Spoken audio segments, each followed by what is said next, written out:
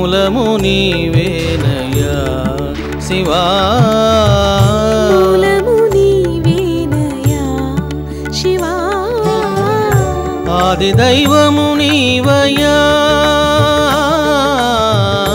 ఆది దైవము నీవయ్యా, నామము రూపము గుణములు లేని, నామము రూపము గుణములు లేని, ఆత్మజ్యోతివి నీవు శివా, ఆత్మజ్యోతివి నీవు శివా.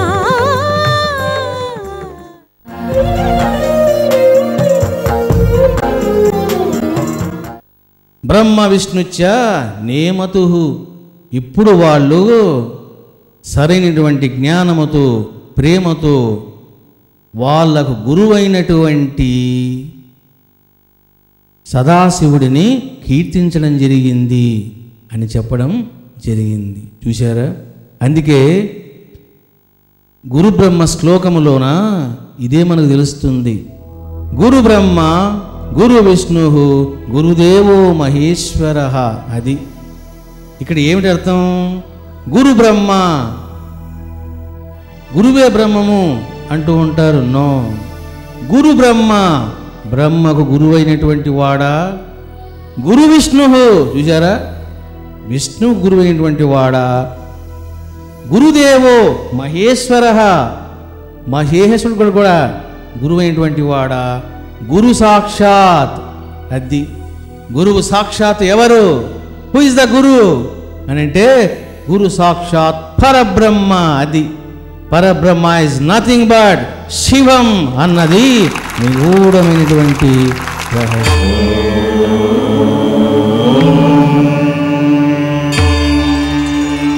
బ్రహ్మ అంటే సత్యలోకం, పరబ్రహ్మ అంటే లోకాతీత. అది లోకాతీత. బ్రహ్మ విష్ణువు ఏ విధంగా ఆవిర్భవించారో మనం చూసాం. మరి రుద్రుడు ఏ విధంగా ఆవిర్భవించాడు అనేది మనం తెలుసుకోవాలి. ఇది తెలుసుకొని మనం రుద్రయాగం చేద్దాం. అప్పుడు మీకు బాగా అర్థమవుతుంది, ఓహో ఇదే కథ అని. సరే, బ్రహ్మ ఆవిర్భవించాడు విష్ణువు వలన. బ్రహ్మదేవుడు సృష్టి చేయడం ప్రారంభించాడు. చూడండి, మనం దేన్నైనా సృష్టించాలి అంటే ఎన్నెన్నో ఇబ్బందులు పడుతూ ఉంటాం. ఈ ప్రకృతిలోన ఉన్నటువంటి సత్యాలను మనం కనుక్కోవడానికి చాలా కష్టంగా ఉంటుంది. ఆ కనుక్కున్నందుకే మనకు అవార్డ్స్ ఇస్తూ ఉంటారు. చూసారా? ఉన్న సత్యాన్ని వీఆర్ ఐడెంటిఫైయింగ్. నేను అంటూ ఉన్నాను, ఆ యొక్క క్రియేషన్ చేయాలి. మరి ఎన్నెన్నో తలకాయ నొప్పులు ఉంటాయి. సరే, ఏం జరిగింది? విష్ణువు వలన బ్రహ్మదేవుడు వచ్చాడు, సృష్టి చేయమన్నాడు. బ్రహ్మదేవుడు సృష్టి చేయడం ప్రారంభించాడు.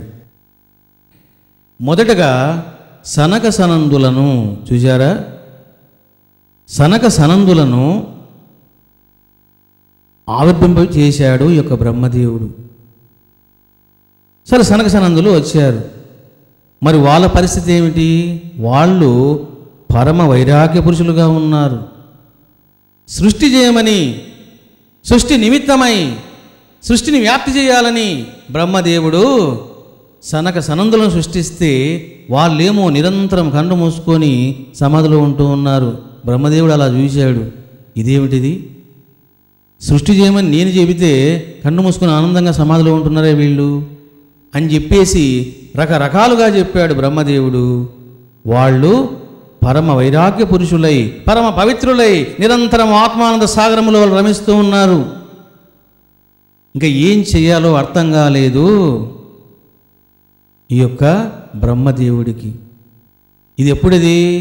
The starting of the creation of Brahma. ఈ విధంగా తను బాధపడుతూ ఉన్నాడు. అంతేకాదు, అతని కోపం కూడా వచ్చింది, క్రోధం కూడా వచ్చింది కుమారుల మీద. వాళ్ళెవరు? మానసపుత్రులు. There is no help of lady. చూసారా? సైన్స్ అంటూ ఉంటారు. సనక సనందులు ఎలా పుట్టారు? బ్రహ్మదేవుడు ఎలా పుట్టాడు, విష్ణువు ఎలా పుట్టాడు చూశారా? వాళ్ళు మనలాగా పుట్టలేదు. కాబట్టి సైన్స్ మనకు ఉండవచ్చు, వాళ్ళ సైన్స్ లేదు. కాబట్టి బ్రహ్మదేవుడు సనక సనందులను జన్మింపజేశాడు చూశారా? అక్కడ మరి లేడీ సహాయం ఉందా? There is no lady. ఇంకా లేడీ ఎంటర్ కాలే అక్కడ, ఇంకా శ్రీమూర్తి ఎంటర్ కాలేదు. సరే, బ్రహ్మదేవుడికి ఏం అర్థం కాలేదు, సృష్టిని ఏ విధంగా వ్యాప్తి చేయాలో అతనికి అంతుపట్టలేదు. అటువంటి సమయములోన ఇంక ఏమీ అర్థం కాక విష్ణువును ప్రార్థించాడు ఈ యొక్క బ్రహ్మదేవుడు.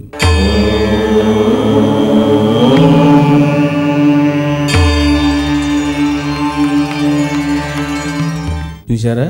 ఇదే విషయాన్ని శాస్త్రం చక్కగా చెప్పడం జరిగింది. చక్రవాకం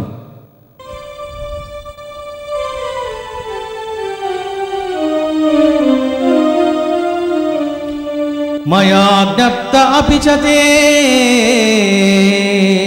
సంసార విముఖా బుధా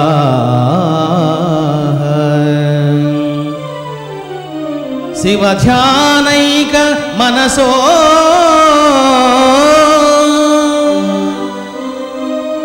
న సుస్థౌ చక్రిరే కుతిం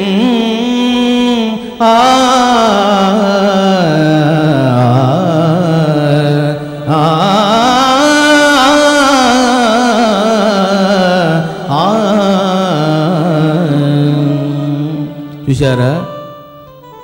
మయా జ్ఞప్త పిచతే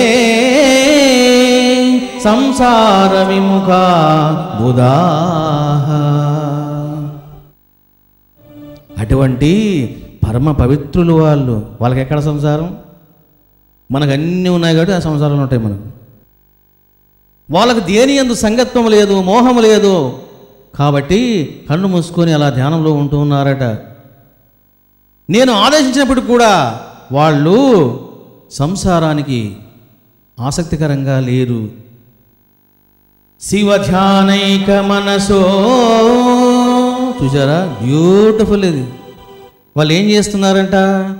శివ ధ్యానైక మనసో. అది శివ అంటే ఆ పరమాత్మ యొక్క ధ్యానములో, సమాధిలో రమిస్తూ ఉన్నారు. నా సృష్టం చక్రిరే మతిం. సృష్టి చేయాలన్న ఆలోచన కానీ ఆసక్తి కానీ వాళ్ళకు లేవు అంటూ ఇలా చెబుతూ ఉన్నాడు మళ్ళీ బ్రహ్మదేవుడు. తస్మిన్నవసరే తత్ర స్మృతేన మనసామయా.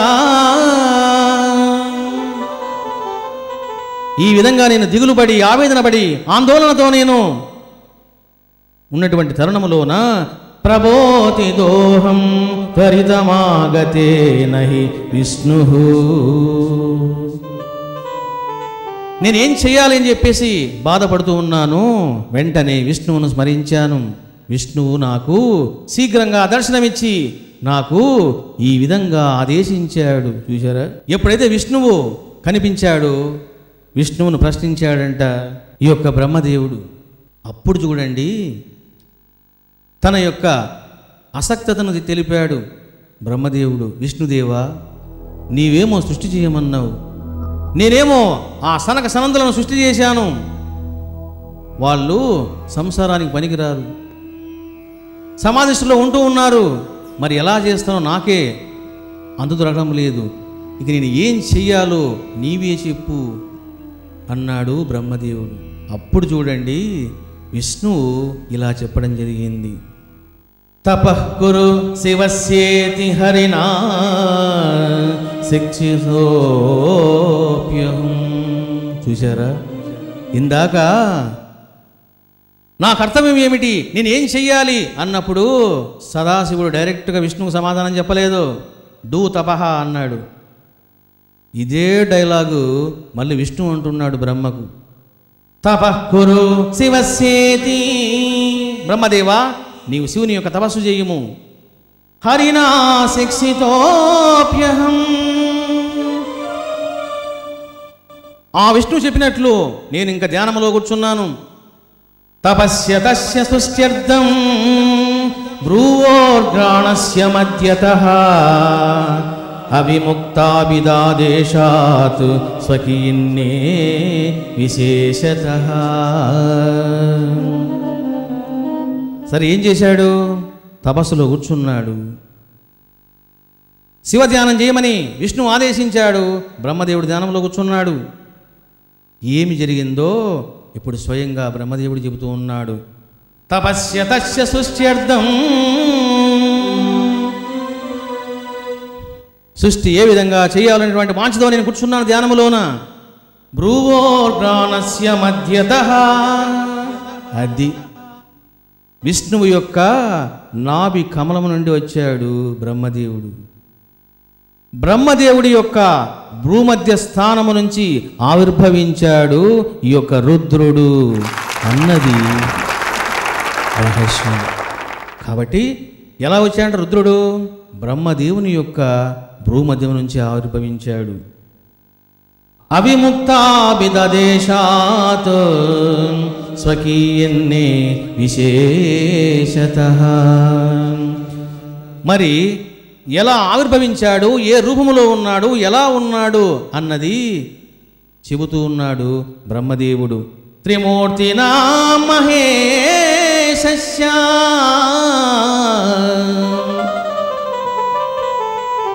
త్రిమూర్తినాం మహేశస్య, అది త్రిమూర్తులు కూడా ప్రభువైనటువంటి ఆ యొక్క సదాశివుడు. ప్రాదురాసిద్రానానిధిః అర్ధనారీశ్వరో భూత్వా పూర్ణాంశసః సకలేశ్వరః. చూశారా? ఆ దేవాది దేవుడైనటువంటి ఆ సదాశివుడు అర్ధనారీశ్వరో భూత్వా అంటే వర్టికల్గా హాఫ్ పురుషుడు, ఇంకొక హాఫ్ శ్రీమూర్తి రూపములో అర్ధనారీశ్వరుడుగా అవతరించాడంట ఈ యొక్క రుద్రుడు.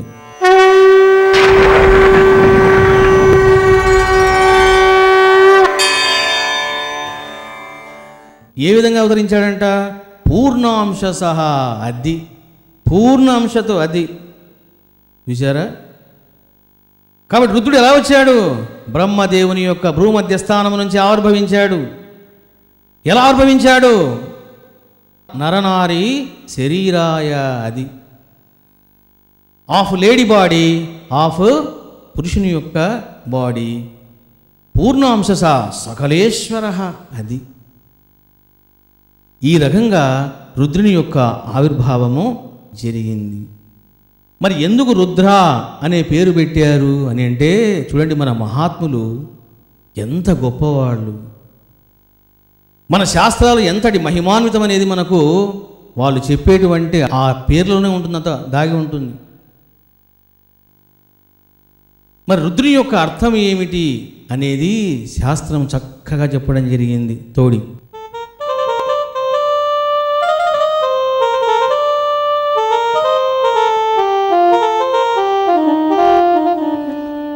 ఋతం సంసార దుఃఖం ద్రాయవాతే తే రుద్రః.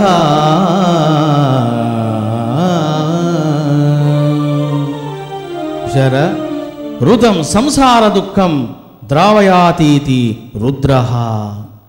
సంసార దుఃఖాన్ని తొలగించేటువంటి మహాశక్తి రుద్రః అని నిర్వచించడం జరిగింది. రోదయతి సర్వం అంతకాల ఇది రుద్రః.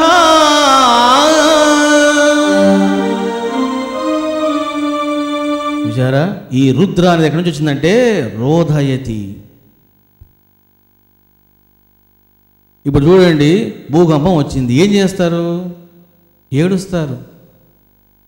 ఫ్లైట్ వెళ్తూ ఉంటుంది ఆకాశంలోన, oh I'm so sorry I don't have signals. ఎప్పుడైతే వాడు డై అంటాడో ఇంకంతే, ఏడుపులు స్టార్ట్ అవుతాయి. జీసస్ అని ఎవరు ప్రార్థన చేస్తారు? పరలోకపు తండ్రి నేను వస్తున్నాను ఈ వైపు అని పాపం వాళ్ళు ప్రార్థన చేస్తారు. అదే ముస్లిమ్స్ అనుకోండి, ఏ అల్లా క్యా హోతా హై. రకరకాలుగా ప్రార్థనలు చేస్తారు. చూసారా, అందరూ ఏడుస్తారు. అనవసరంగా నా కొడుకు రాయించినా బాగుండేది ఆస్తి, సంతకం పెట్టకుండా పోతున్నానే అని కొంతమంది ఏడుస్తారు. చూసారా, రోదయతి సర్వం అంతకాల ఇది రుద్రః. అటు భూకంపం వచ్చింది, సముద్రం పొంగింది, మేడలు పడిపోతున్నాయి. ఏం జరుగుతుంది? హాహాకారాలు, ఏడుపులు, ఇవన్నీ ఉంటాయి. అందుకే రుద్రః అని చెప్పడం జరిగింది.